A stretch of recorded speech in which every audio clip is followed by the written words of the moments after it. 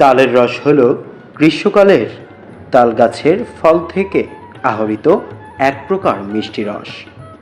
সাধারণত গ্রামীণ পরিবেশে প্রধান সড়কের দুই পাশে এই তাল গাছ লক্ষণীয় থাকে।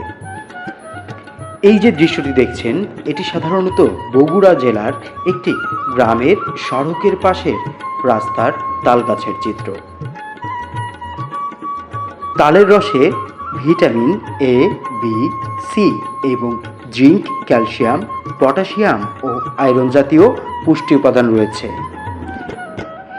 এছাড়াও এতে রয়েছে উপকারী অ্যান্টিঅক্সিডেন্ট। গ্রীষ্মের সময় এটি বাংলার একটি প্রতীকী এবং সুপরিচিত খাবার। তাল গাছে উঠে যারা রস সংগ্রহ করেন, গ্রামে তাদেরকে বলা হয় গাছি। গাছিরা খুব সতর্কতার সাথে সুবিশাল তাল গাছে উঠে রস সংগ্রহ করে বিশেষ পদ্ধতি অবলম্বন করে গাছ থেকে নেমে আসেন। তালের রস এখনও গ্রামীণ পরিবেশে খুবই বিখ্যাত।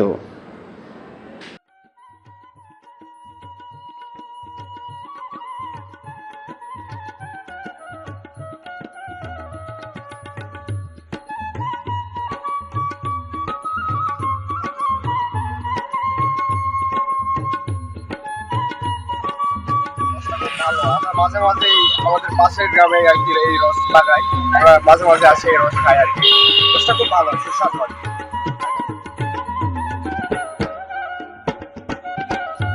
আপনার আমার নাম মোহাম্মদ নান্নু। কতদিন ধরে এই কাজ করেন?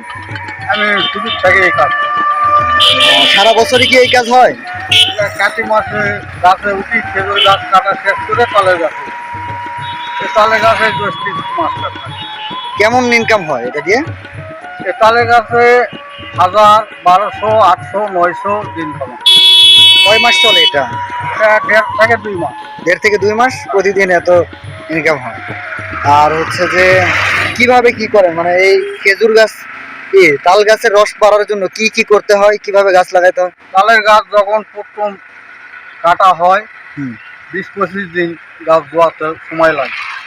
20-25 দিন পরে আমি রস পাই। এই মাসখানিক গড়া না, 1 থেকে 1.5 মাস রস দেয়। এই ঠিলা কিভাবে সাজাইতে হয়?